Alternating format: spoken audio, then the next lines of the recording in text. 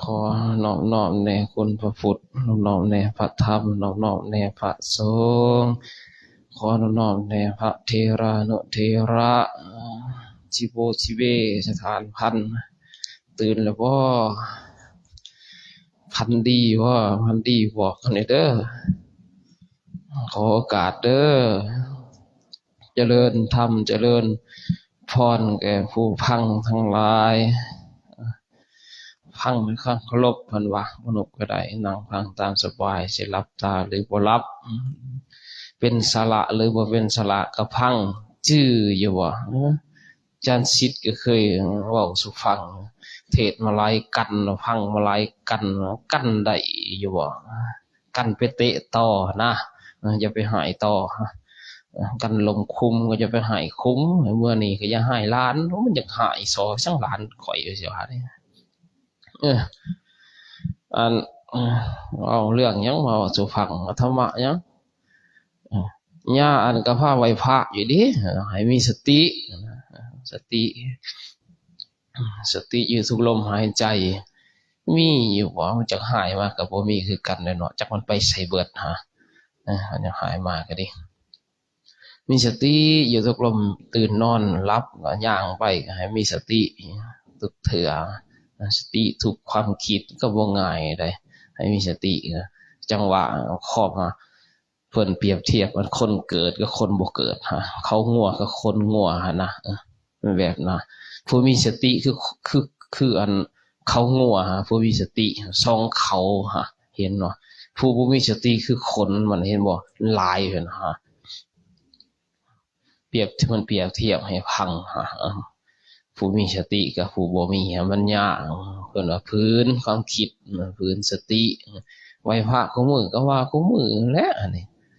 ก็เพื่อเฮาสิซึมซับหั่นนะเพื่อเฮาสิเข้าถึงประเทศได้องค์ก่อนก็ความยากจื้อบ่จื้อว่าความยากมันก็บ่ง่ายนะเพื่อสิออกมาจากท้องของแม่มันก็ยากพอตายออกมาก็ตายแต่มื้อเกิดบ่เห็นตะเว้นซ้ํเห็นบ่เขาก็ไปทิ่มไปจุถิ่มบ่มีสาระแก่นสารด้วยซังไหว้พระเช้าคู่มือก็ไหวฮู้เห็นทางตามันก็บ่เที่ยงฮู้ทุกอย่างพังทางหูก็มันก็บ่เที่ยงเห็นบ่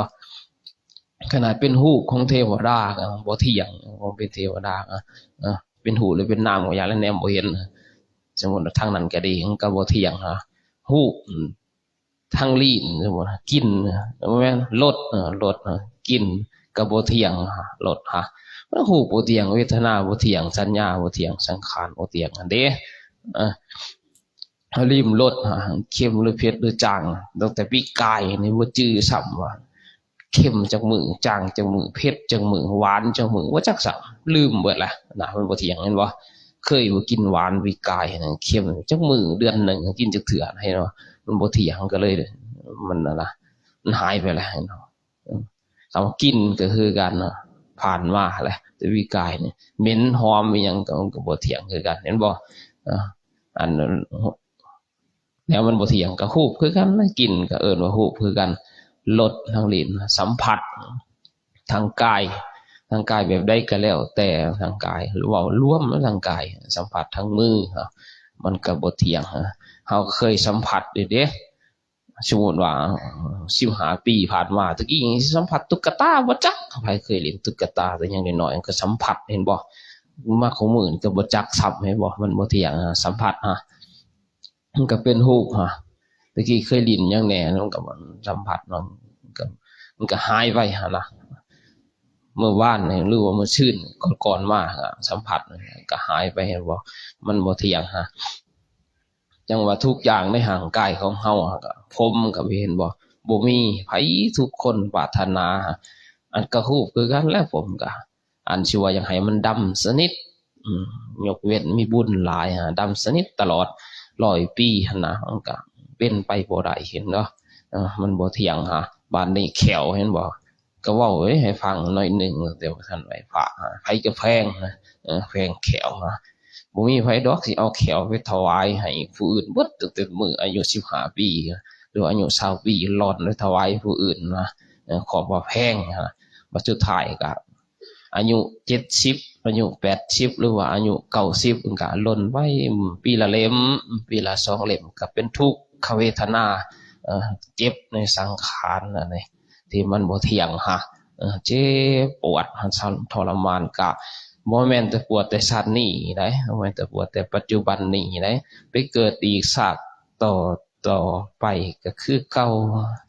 เจ็บแขวคือเก่านี่แหละก็เจ็บหัวคือเก่านั่นแหละเจ็บในกายเบิดทุกอย่างในกายเจ็บคือเก่ามันสิไปเกิดอีกก็ดีจังว่าคำสอนขององค์สมเด็จพระสัมมาสัมพุทธเจ้าจังบอกให้ภิกษุสงฆ์พอออกไม่ออกสมณเณรแบบนี้นะทุกคนนะที่เกิดมาเป็นคนนะให้ศึกษาให้ค้นคว้าหาทางออกจากทุกข์ในห่างกายนั่นแหละออกจากทุกข์ในห่างกายก็นั่งหึงก็ร้องเบิ้งย่างจัก2 ชั่วโมงเนี่ยโอ้ย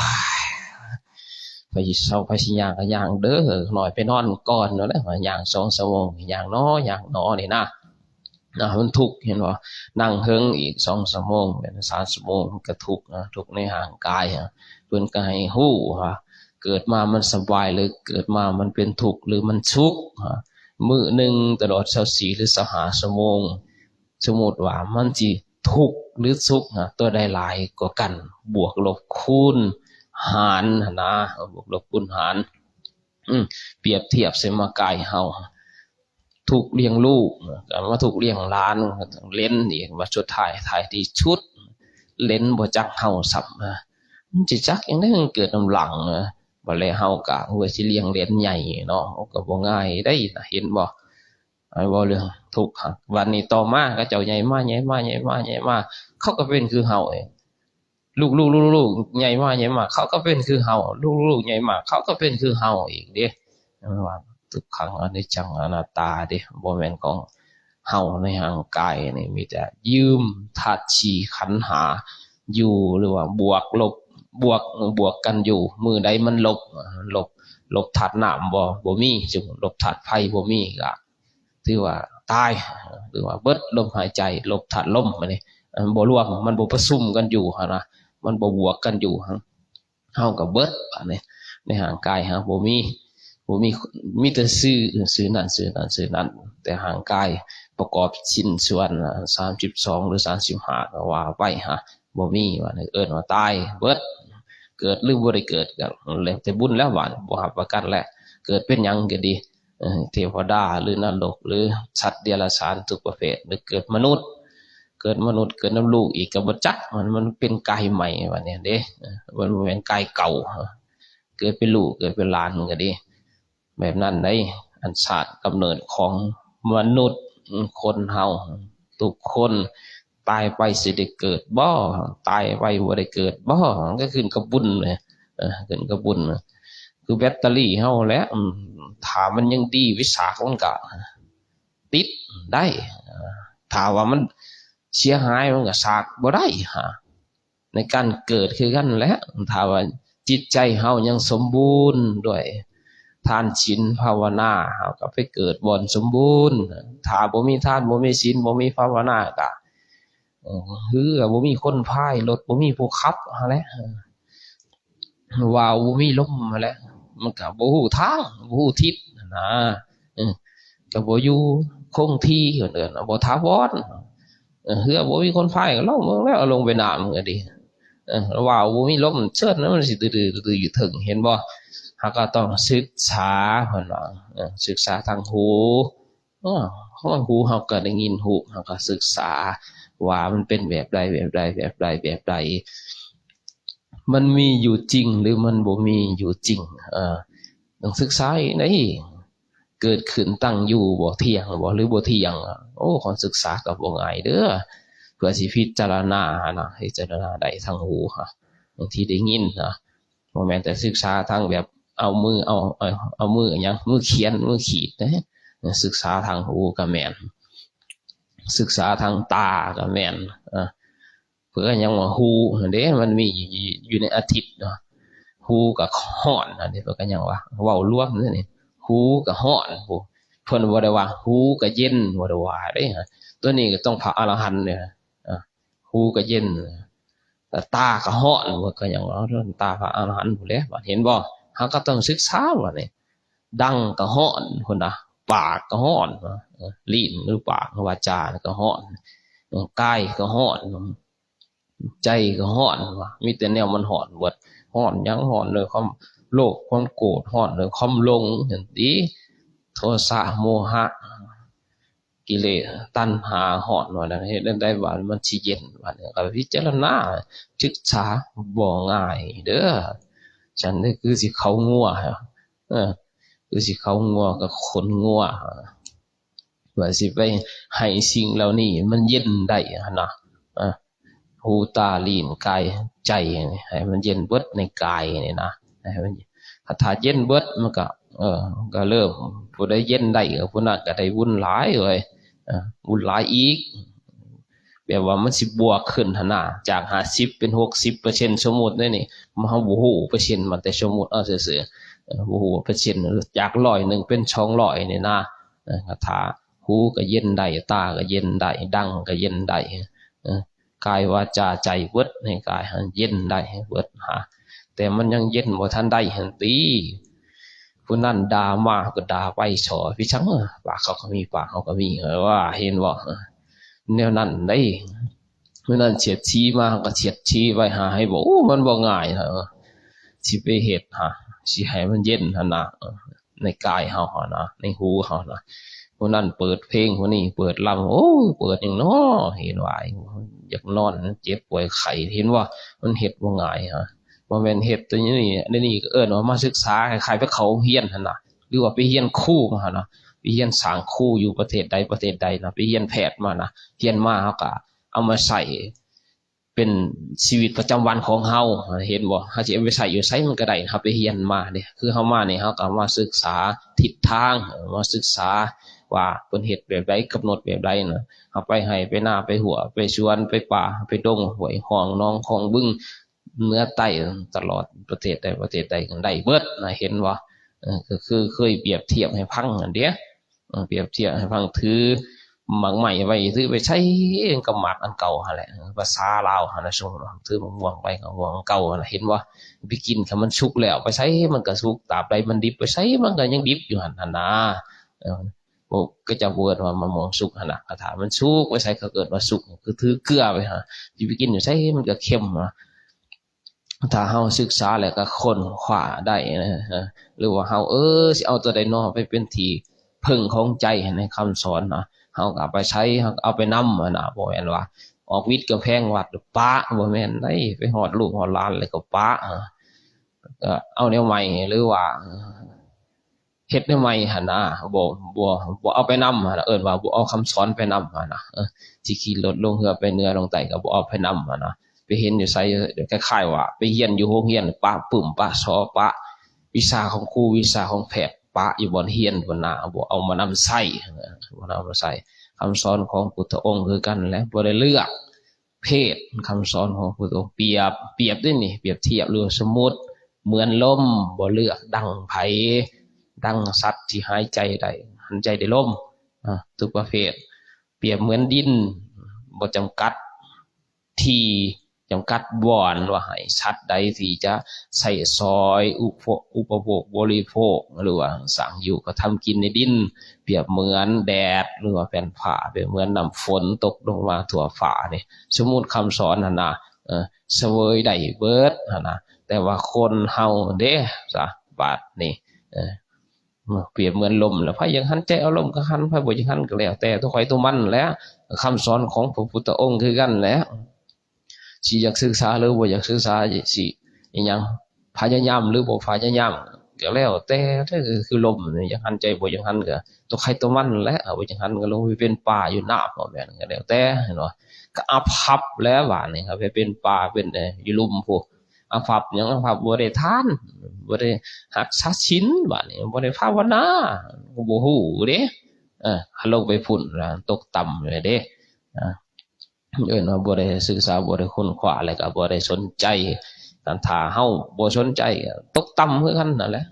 ตกต่ำบ่สนใจในคำสั่งสอนหรือว่าบ่สนใจในทานในศีลในภาวนานะ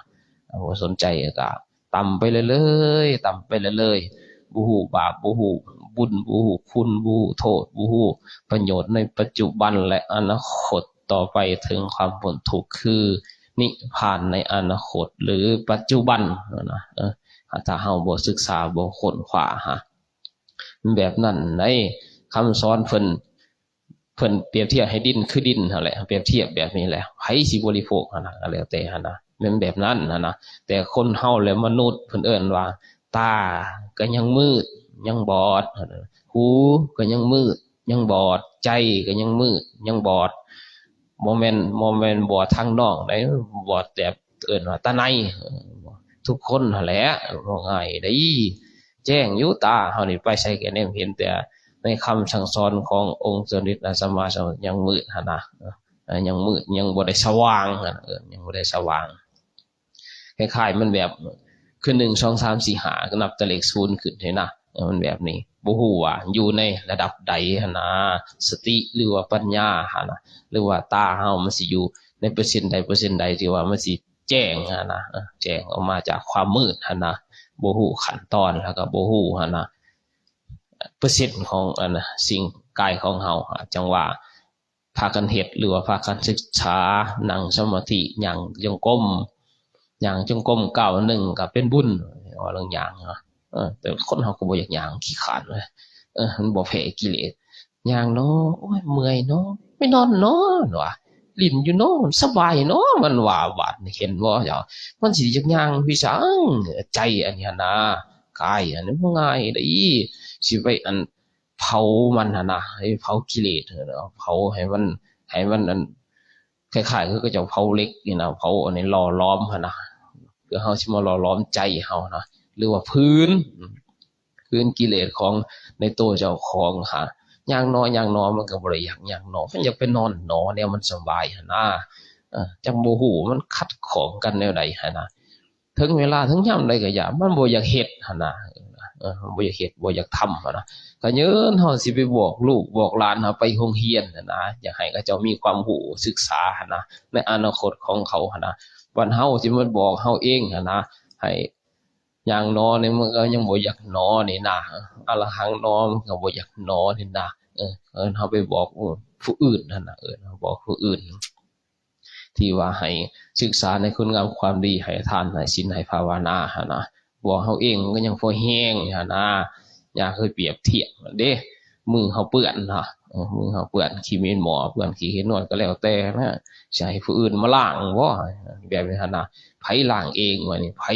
เกรงใจเองว่านี่ไผทุกข์ใจเองว่านะมันใบเบิ่งขี้บินหมอนะให้คนบ้านอื่นเมืองไกลมาล้างให้เฮาเห็นว่าบ้านเฮาสิล้างมลทินดอกแต่กายว่าจะใจเฮาเด้ว่านี่หั่นนะเฮาสิไปให้ผู้อื่นบ่คันเฮาบ่เฮ็ดเองทำเองหั่นนะขี้กินว่าติดกับเราบ่เสียก็ไปบายเบิ่งเลยก็ให้คนอื่นมาล้างไผเป็นทุกข์บ้านนี่เห็นบ่บ้านเฮาสิทุกข์ในวัฏฏะนี่เด้เกิดตายเกิดตายเกิดตายตายเกิดเกิดตายตายเกิดอยู่นี่สมมุติย่าเคยสมมุติอยู่เอาแขวงสวรรณเขตก็ได้หมดแขวงสวรรณเขตนี่กองกระดูกเฮาผู้เดียวนี่เปรียบเทียบมันไกลได้นี่เพิ่นแฮงเปรียบเทียบน้ำมหาสมุทรบ่มีขอบแขวงสวรรณเขตมีขอบเด้อฉะนั้นก็ติดชลวัตรนะสิไกลหยังฉะนั้นก็ติดกับขมวนฉะนั้นก็ติดต่อชายแดนเวียดนามก็เบิดในแขวงสวรรณเขตน้ำมหาสมุทรบ่มีขอบเห็นบ่เลือดก็เหมือนน้ำมหาสมุทรเห็นบ่น้ำนมก็นั่นน้ำมหาสมุทรน้ำตาน้ำมหาสมุทรเฮาห้องไห้น้ำผัดผากน้ำของหักของที่เฮาหักในใจนั่นแหละบอกว่าของหักอีหยังก็แล้วแต่ใจไฟใจเพิ่นคิดเอาเองเฮาให้แต่ละชาติมันยังเปรียบเทียบน้ำมหาสมุทรนี่มันไกลโพดยามันไกลนะยามาสมุทรดินเมืองสงขลาดินแขวงสวรรค์โลดเห็นบ่อันขอบเขตนะกระดูกเฮาผู้เดียวนะบ่พอดอกน้ำตาเฮาผู้เดียวน้ำเลือดเฮาผู้เดียวนั้นบ่พอนะเห็นบ่ที่เฮาห้องไห้เสียใจหรือว่าเลือดของเฮาน้ำนมดูดน้ำนมแม่คนหรือแม่สัตว์เกิดเป็นสัตว์ดูดนมก็ดูดนมสัตว์ยากอีสังเกิดนมเกิดเป็นคนดูดนมคนผู้มือเขาบ่ให้ดูดซ้ำอีกเขาไปอีหยังหนอเขาให้นุ่มสมัยใหม่เห็นบ่แบบนั้นได้ ดินแขวงสวรรค์น้อยเห็นบ่ศาสตร์กำเนิดฮะคันกระดูกเฮามันบ่ฟูบ่ฟังนะมันก้องละหนึ่งละหนึ่งย่างไปทางใดก็มีเพ้อเหยียบก้องกระดูกเฮาหมดคูบ่อนทุกที่เฮาย่างไปทางใดก็ดีเอ้าเพิ่นมีเศรษฐีที่ในเมืองราชคฤห์ฮะกับลูกชายโอ้เศรษฐีซอไปสังเนาะพอตายแล้วฮะบ่จื้อเลยจักชาติลืมเลย400บ่ล่ะ1,000บ่ลืมเลยแบบว่าไปกับลูกชายหั่นนะย่างไปเบิ่งคันพ่อเสียแหละอย่าเอาไปปราสาทเด้อมันสิทับถมผู้อื่นน่ะหรือว่าผู้อื่นที่มาทับถมเฮาหั่นน่ะอันกองพรหรือว่าอันพุทธอันตายแล้วเขาสิมาถมเฮาเขาสิถมเขาหั่นน่ะลืมแล้วก็ย่างพอแล้วทางภูเขากิสกุลไปย่างไปตั้งหอมฟู่มันก็มีแต่ฟู่เนาะแถวนั้นย่างไปยังไปเบิ่งบ่อนวัดพอใต้แล้วให้ลูกเอามาเมียนในสถานที่บ่มีกองพรคนหั่นน่ะที่บ่มีกองพรคนจักเถื่อว่าซะย่างไปพุทธองค์นี่แหละสิเข้าค่ายพุทธองค์บ่ว่าแล้วบัดพวกเพิ่นย่างมาแล้ว2พ่อลูกย่างมาเศรษฐีย่างลงมาแล้วเจอพุทธองค์กลางทางหั่นน่ะหรือว่าลืมเลยเจอตอนขึ้นหรือเจอตอนลงนั่นแหละเจอตอนมาว่า2เศรษฐีไปยังพุทธองค์ถามองค์โอ้ยไปเบิ่งบัดเขาน้อยตายแล้วหั่นนะให้ลูกชายแล้วเอามาเมียนในสถานที่บ่แม่นปราสาทว่าซั่นที่เป็นปราสาทพุทธองค์ก็เลยบ่แม่น4,000 กว่าศาสตร์หรือ4ล้านศาสตร์เลยลืมเลยโอ้ยลืมตอนนี้อันคนเดียวหั่นนะอันบ่เราไปบอกฮะว่าบ่มีภาษาหั่นนะบ่มีภาษาฮะบ่แม่น40,000หรือ 4,000 หรือ 10,000 หรือ 1,000 ลืม41,000 ว่าจักอัตภาพที่เราเกิดแล้วตายเลยไปอยู่ในสถานที่เดิมของเราหั่นนะเราบ่มีของไผแล้วเราเกิดแต่ศาสตร์เราบ่จื้อแต่พุทธองค์มันเป็นแบบพุทธานุภาพพุทธญาณเพิ่นลิงเห็นเด้เพิ่นฮู้เด้บุรุษโอ้ยอันเจ้าเกิดใต้อันมาเผาจะหนีสมมุติว่ามันนับถือบ่คู่เลยก็สิเว้ารวมกันอยู่นับถือบ่คู่เลยแหละบ่แม่นว่าบ่มีได้บ่เห็นบ่ขนาดอยู่ป่าอยู่ดงเด้ฮะของอันเศรษฐีฮะบ่แม่นว่าอยู่ปราสาทนะอยู่ดงไปสำดงสำผู้นั่นแหละแต่เอานะมีแต่หอมผู้หอมผามันบ่ฮู้ว่าหอมผู้หน่วยใดหั่นน่ะผู้มันหลายหน่วยแถวเขตเมืองราชคฤห์หั่นแหละเศรษฐีนี่ขยันเฮาอันนี้เฮาเจ้าข่อยว่าหั่นน่ะสมมุติว่าอันนี้การเกิดแก่แล้วก็เจ็บแล้วก็ตายหั่นน่ะอยู่ในวัฏฏะอันนี้ที่ว่าไปมาที่ว่าบ่แม่นเด้มีบางตอนเด้เพิ่นถามพระอานนท์ถามหรือผู้ตัวองค์ถามหรือมีสาวกองค์อื่นถามนะ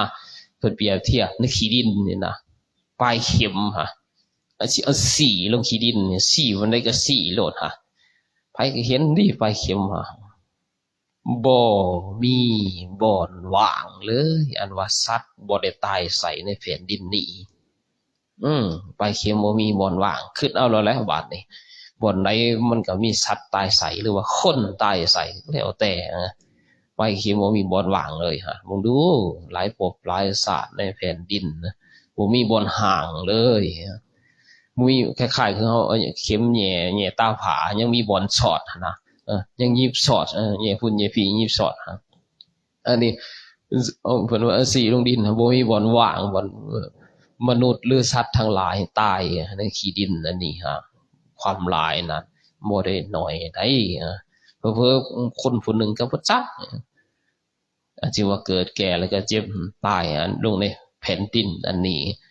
คันเพิ่นว่าเฮาเกิดมาเป็นมนุษย์ก็โชคดีแล้วโชคดีแล้วหาที่เฮาก็พังก็เป็นปากก็เป็นเว้าก็เป็นตีงก็เป็นเห็นบ่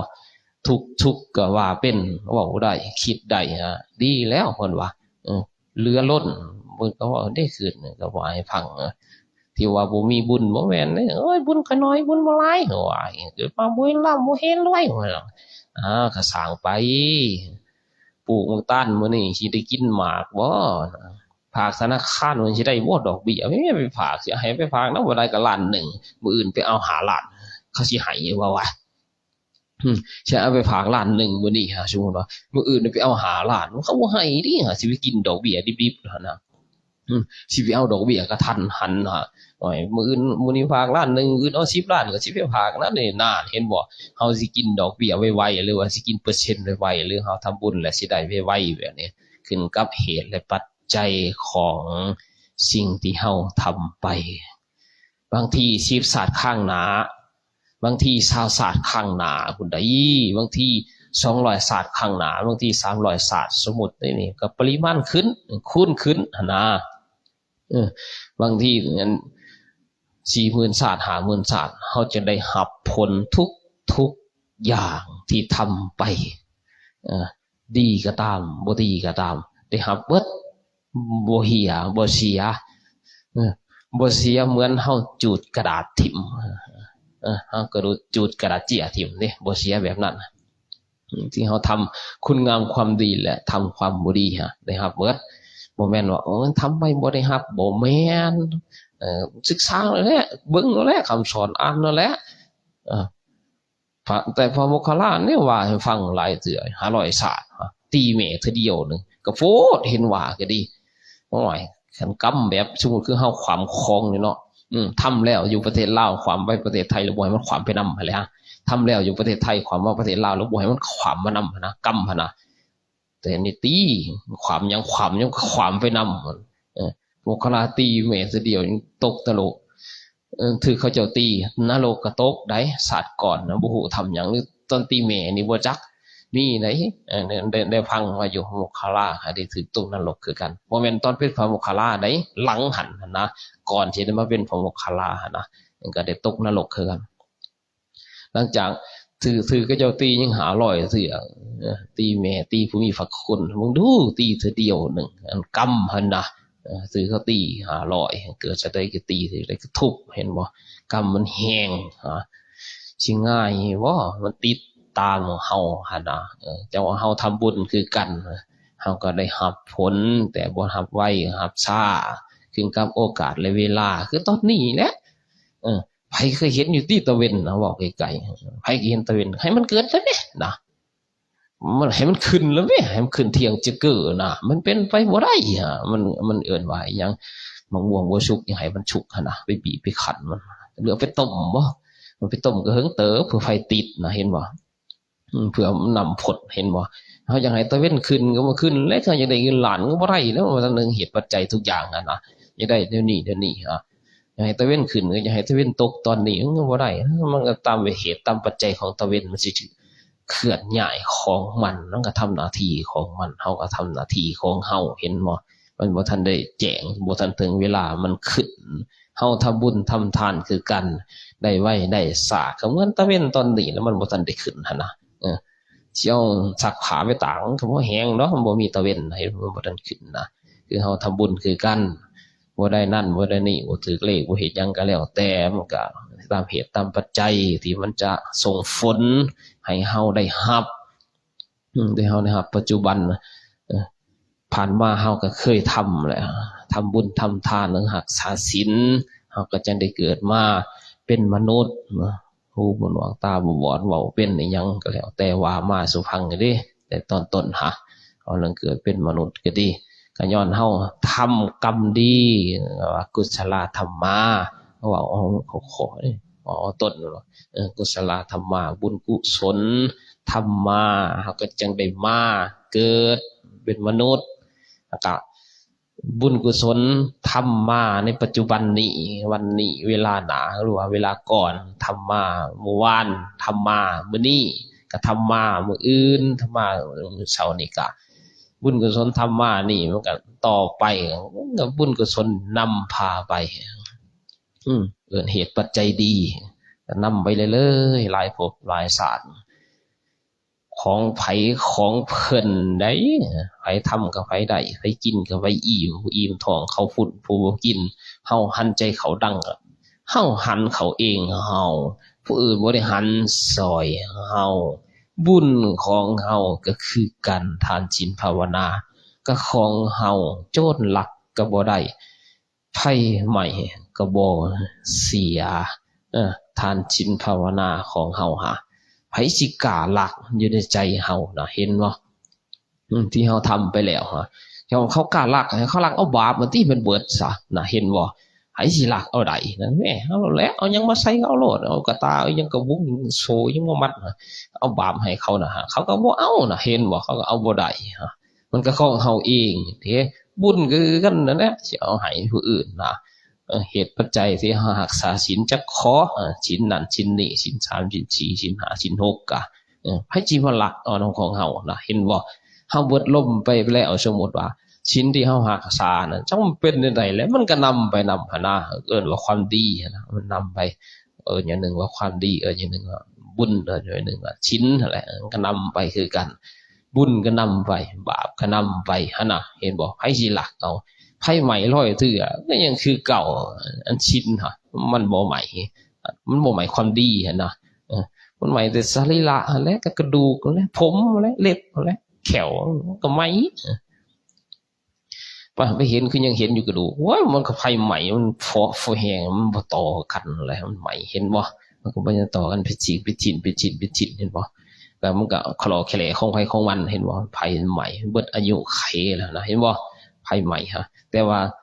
ทานที่เคยให้ศีลที่เคยรักษาภาวนาที่เคยเฮ็ดไผบ่ใหม่บ่เชื่ออีกแล้วว่าบ่เชื่อพิจารณาบ่ได้ว่าให้เชื่อก็พิจารณาศึกษาค้นคว้าแม่นอลีบ่ปัจฉิวะโอ้ยคันบ่แม่นเฮาได้สิได้มาเกิดก็ย่อมมันแม่นเฮาจะได้มาเกิดนะเหตุปัจจัยที่เฮาเคยรักษาศีลแต่ชาติก่อนส่งผลให้เฮามาเกิดในชาตินี้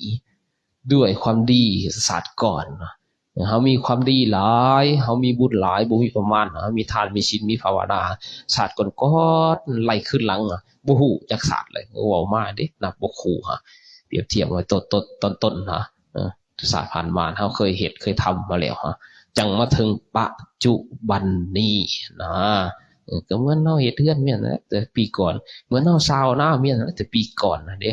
เหมือนมีพ่อมีแม่เฮาแหละแต่ผู้เฒ่าแม่เฒ่าเฮาและชาติแต่ก่อนๆเห็นบ่มีกระเจ้าก็จังมีเฮาคือทานศีลภาวนาและเฮาเคยเฮ็ดแต่ชาติก่อนจังมาถึงชาติปัจจุบันเด้สืบต่อเนื่อง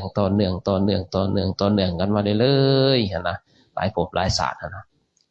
เฮาเฮ็ดปัจจุบันนี้ก็ชาติหน้าก็เฮาก็เสวยอีกผลบุญแล้วก็ผลกรรมที่เฮาเฮ็ดเฮาทำบ่ตกเหี่ยเสียหายเด้เพราะเรื่องไผใหม่ก็จูดตรงนั้นก็ยังว่าอยู่จะจูดแนวอื่นเรียบร้อยจูดแนวอื่นสมมุติคือเฮาจูดใหม่ก็เบิดไผใหม่คือเฮาอันจูดอันให้คารถคาเฮือนก็เบิดจูดคารถคาเฮือเอาให้เด้อ1บาท2บาท1หุ้น2หุ้น10,000 20,000ว่าไปเลยคนก็ยังบ่ฟังเนาะเอ้ยบอกบุญนี่ก็บอกยากหลายเติบอยู่เฮ้ยบอกว่ามันบ่เป็นบุญข่อยก็ยังให้คารถคาเฮือบอกว่ามันบ่เป็นอานิสงส์ข่อยก็ยังให้คารถคาเฮือนะโอ้ย10,000 บาทเป็นอานิสงส์หลายเติบอยู่เด้10,000 บาทเงิน1ล้าน2ล้านเงิน5ล้าน1หุ้น2หุ้นไปเหลือญาติกันไผบ่ไหวบ่ได้ซ้ำเนาะโอ้ยคันไปได้เนาะสมมุติว่าเอากระสอบนึงไปจูดให้หังค่ำมาถือมาเกิดเด้ซะสมมุติได้นี่ถือมาเกิดมันก็สิได้วิปฏิสนธิในคันมันดาหรือท้องแม่ได้เงินเป็นสมมุติว่าคำเป็นกระสอบในสมมุติสมมุติให้พังกรีดแหละบ่ฮู้ว่ามันกรีดบ่ซะขนาดผู้เดียวยังกรีดผู้แห้งก็เยอะนี่มีกระสอบอันค่ำเงินนี่ก็สมมุติแห้งแล้วแห้งกรีดตื้มเลยเห็นว่าหาดมากก็บ่ได้มีหยังมีกายลันจอนผ้าพื้นนึงก็บ่มีเห็นเนาะจังบ่กรีดหั่นนะมีแต่บุญกับบาปพาไป2อย่างอันคนขี้ขานเฮ็ด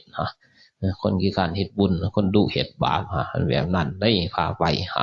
บ่แม่นคารถคือเฮือนสิพาไปบ่แม่นมีแต่ไฟหันติเสวยจิตนั่นวิญญาณนั่นหรือว่าคนนั่นหรือว่าผีนั่นมันสิเสวยไปทั้งเบิดการเวลาของมันแหละเคยเปรียบเทียบอยู่เด้จื้อเลยบ่เบิดคือคนบ่วะมันบ่เบิดอยู่ดอกลืมแล้วอันว่าสมมุติว่างัวมันตายหั่นนะงัวตายยังตายเลยสมมุตินี่ แล้วจูงมันไปกินหยังกินได้วะจูงไปกินหนังกินได้วะห่านเห็นบ่มันเบิดแหละคำบ่เบิดคำมันบ่ทันได้ตายหั่นบ่อยากจุกอยากงามมากินมันก็กินเห็นบ่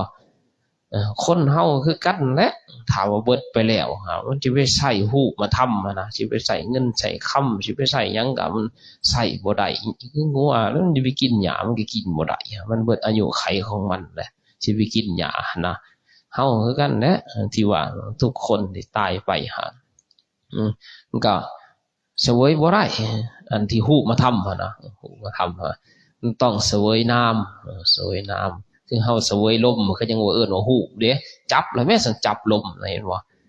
ผูกลมมัดลมแล้วมัดบ่ได้เพิ่นก็ยังว่าฮูกเด้นี่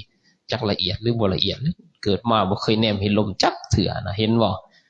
เคยได้สัมผัสทางดังสัมผัสทางกายเฮาหรือเห็นมันผัดใบใหม่นะเห็นบ่ได้ใส่ฮูกแต่แบบนั้นฮูกแต่ใบใหม่ติ้งเห็นบ่เพิ่นก็ยังว่าฮูกมาทำบ่แม่นน้ำเห็นบ่ลมว่าลมสมมุติลงไปฟื้นน้ำก็บ่มีนะเห็นบ่ขนาดฮูกนี่ไปฟื้นน้ำก็บ่มีลมสมมุติขุดลงพื้นดิน30เมตร40เมตรนี่คือก็จะขุดฉางลงก็บ่มีลมคือกันเห็นบ่ขนาดฮูกนี่มันยังลงบ่ได้เห็นบ่ไม่ละจักละเอียดหรือบ่ละเอียดยังลงพื้นดินบ่ได้แบบนั้นแล้วก็ย้อนสิเป็นกระแสของจิตหรือว่ากระแสของวิญญาณที่ว่ามันสิเสวยฮูกมีแต่เสวยน้ำของบุญคุณงามความดีของญาติพี่น้องทำความดีแล้วน้อมถวายความดีน้อมถวายบุญน้อมถวายศีลทานภาวนาน้อมถวายให้หรือว่าอุทิศให้ผู้มีพระคุณชื่ออะไรก็แล้วแต่แล้วบัดนี้นะแบบนั้นได้ถ้าเขาพอรับได้ถ้าพอย่อมืออนุโมทนาบุญนำได้เขาเจ้าก็ย่อมืออนุโมทนาบุญลูกทำดีหลานทำดีบุญนี่กุศลนี่น้อมอุทิศให้ผู้นั้นถ้าเขายังอยู่รอรับแต่ว่าเถื่อผู้อื่นอีกเด้ซะเถื่อญาณเฮาศาสตร์ก่อนนะมาค่อยถ่ายอีกเด้จะว่าแต่ญาณปัจจุบันย่าเคยเปรียบเทียบให้ฟังเมสารีบุตรย่อยผู้เคยฟังก็ว่าแต่อันเก่าแท้อันญาจะว่าได้วันนี้วันจันทร์หรือวันคานวะวันใหม่หรือวันเก่าวะมื้ออื่นนี่ตะเว้นขึ้นตะเว้นหน่วยใหม่หรือหน่วยเก่าหน่วยใหม่ก็ยาขอหน่อยบ่ได้สนใจนะตะเว้นบัดเชียวจักตะเว้นหน่วยเก่าแล้วจันก็จันแล้วจันอีกจันอันเก่าหรือจันใหม่จันอยู่เลยๆเห็นบ่ฮอดมื้อวันจันทร์ทิศก็ทิศแล้วทิศใหม่ทิศเก่าก็ทิศอันเก่ามื้ออื่นก็นะโมตัสสะมื้อฮือก็นะโมตัสสะมื้อฮืออิติปิโสบ่นะเห็นบ่อันใหม่หรืออันเก่านะจากแต่พูน 2,000 กว่าปีเลยจังว่าอันว่านะโมก็ดีอันว่าอิติปิโสอะระหัง 2,000 กว่าปีแล้วเข้าใจแล้วหรือยังอันใหม่และอันเก่าเห็นบ่ฮู้แจ้งแล้วบ่พระพุทธองค์เพิ่นบอกว่าผมเหมือนเด้ไผก็มีเบิดผมไผบ่มีผมแขวไผก็มีพระพุทธองค์สอนกรรมฐานผมเขียวหนังเล็บขนพระพุทธองค์สอนว่าแม่นสอนมื้อวานเลยนี่ก็มีนำเบิดสุขุทุกคนเข้าใจแล้วบ่หลายหรือน้อยส่ำใดบ่น่ะต้องมาพิจารณาเด้จังอันเก่าจังอันใหม่แท้มื้อนี้สิจมเบิดมื้ออื่นสิจมมื้อฮื้อสิจมเบิดมื้อผมมันเก่านะเข้าใจแล้วหรือบ่เห็นบ่เคยสอนลูกสอนหลานบ่ตกก่อนะตั้งแต่พ่อเฒ่าแม่เฒ่าปู่ย่าตายายเกิดมารุ่นต่อรุ่นเกิดมาไผเกิดมาก็มาเฮียนตกก่อใหม่หรือก่อเก่าให้คิดว่าเฮียนตกก่อเฮียนจบครูมาก็ยังบ่เฮียนตกก่อโอ้เชื่อบ่เฮียนจบครูมาก็มาสอนนักเรียนผ่านนักเรียนเขียนตกก่อจะก่อใหม่หรือก่อเก่าเห็นบ่อันนี้คือกันแหละสิเรื่องใหม่หรือเรื่องเก่าก็เหมือนเดิมเข้าใจแล้วหรือยังแบบนั้นได้เฮาสิจูงก็บอกว่าจูงใจเฮาเนี่ยเงินไปจูงผู้อื่นนะจูงผู้อื่นมันก็ลำบากคือเฮาสิไปจูงว่าผู้อื่นนั่นแหละไอ้ตี้เขาก็ว่าลักจูงควายผู้อื่นเห็นบ่ยากคนไหนเขาก็ขโมยเห็นบ่จูงใจเฮานี่จูงไปหาบ่อนมันดีได้หรือบ่บาดนี่เอาไปจูงผู้อื่นก็มันลำบากจูงใจไผใจเพิ่นนี่มันง่ายได้บาดนี่ตัวใครตัวมันได้บาดนี่เพื่อลมเด้เฮาสิซอยไผบ่ซอยเฮาเอง เหือลมก็ดีไผลอยน้ำเป็นก็เป็นนะไผลอยน้ำบ่เป็นก็ต้องให้ตัวมันนะมันเหือลมจ้ะคือเฮามันเหือคือกายเฮานี่สิหลมในวัฏฏะสงสารอันนี้สิลอยในวัฏฏะสงสารให้ออกจากวัฏฏะสงสารอันนี้เด้ชาวบ้านไผสิพากันลอยไผสิซอยไผบ้านเฮาก็บ่ซอยใจเจ้าของเองดูสิศึกษาและค้นคว้าในคำสอนใดบาดนี้บ่มีไผซอยไผได้ไผสิมาซอยก็บอกไว้ตอนต้นมือเปื้อนไผสิล้างให้แต่บ่ล้างเองเฮาสิซอยเฮาเองเด้อว่าในวัฏฏะเฮาลอยหยังอยู่ในความทุกข์นี่นะลอยไปลอยมาอยู่นี่แหละเวียนว่ายตายเกิดนี่นะลอยอยู่ในนี่เฮ็ดให้เฮาสิวิตเปรียบเหมือนเฮาอยู่ในน้ำก่อนลอยให้มันวิตน้ำน้ำที่เฮาเห็นน้ำในโอคะวัฏฏะสงสารนี่เด้ว่านี่มันก็ต้องเฮาเองได้พระพุทธองค์เพิ่นก็มีแต่บอกซื่อเด้บอกซื่อผู้ใดมีอุปนิสัยแบบใดเพิ่นก็เอาอุปนิสัยนั้นมาชี้แจงแสดงบอกมันก็ตื่นๆมันก็ขึ้นกับบุญสาวกทำมาบุญสาวกองค์ใดผู้ใดทำมาหั่นน่ะคือจุลบรรทกเด้ก็ง่ายๆนึงรูปผ้าขาวซื่อผ้าขาวเปื้อนซื่อในบรรลุเป็นพระอรหันต์มันจึงยากวิสังเห็นบ่ได้ยังไงบุญทำมาแต่หลายภพหลายชาตินะบ่มีปริมาณเห็นบ่เจ้ามันจึงยากวิสังบุญทำมาว่าสุพังจือก็บ่เบิดดอกอยู่นี่ยากเคยเว้าอยู่อันพระอีหยังพระอันอุบลีบ่ว่าจำผิดหรือจำบ่ผิดวะอุบลีอยู่นครเขตนครกบิลพัสอยู่เขตวัดนิโคธารามแถผมเบิดหัวซื่อๆเห็นบ่ก็บุญทำมาแต่หลายภพหลายชาติเลยบ่แม่นว่าบุญบ่ได้ทำมาได้บุญทำมา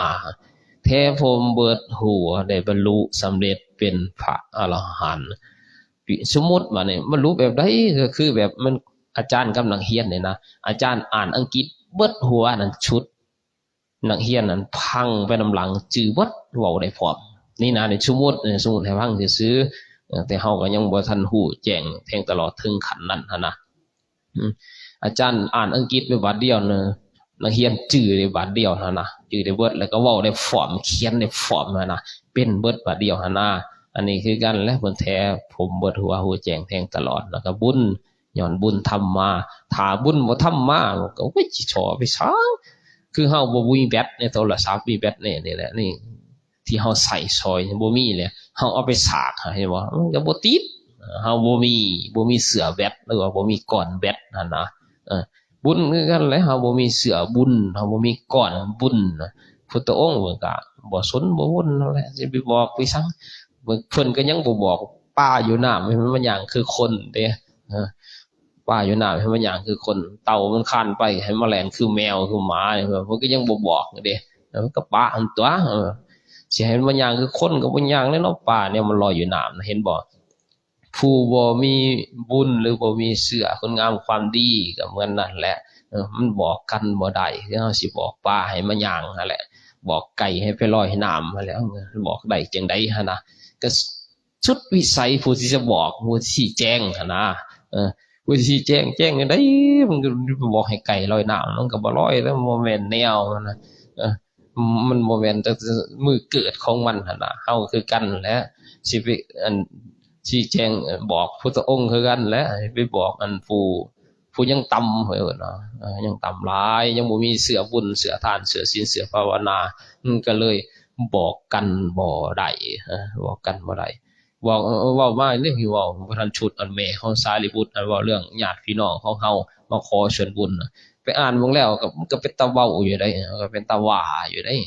คืออ้าวแม่พระอรหันต์แท้ๆหิวข้าวว่าซั่นได้ยินบ่เบิดดอกได้ยินแต่บ่ได้ยินแล้วได้ยินลืมอ่านไว้แม่ผู้ที่หาจักเด้อบาดนี้พิจารณาลงด้วยว่าแม่ผู้ที่หาขึ้นหลังหั่นน่ะหิวข้าวหิวน้ำบ่มีข้าวกินบ่มีน้ำกินบ่มีหอประสาทอยู่บ่มีเฮือนอยู่หั่นน่ะเฮือนอยู่สารีบุตรก็เฮ็ดให้นั่นแหละตามที่แม่อันหิวโหยนั่นแหละเขาก็ให้สังฆทานก็เฮ็ดสังฆทาน สารีบุตรเฮ็ดสังฆทานให้ภิกษุสงฆ์องค์อื่นนะสังฆทานแล้วก็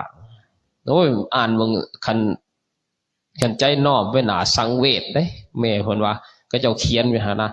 ลูกเอ้ยแม่นี่ทุกข์แม่นี่ยากแม่นี่ลำบากได้นอนก็นอนใน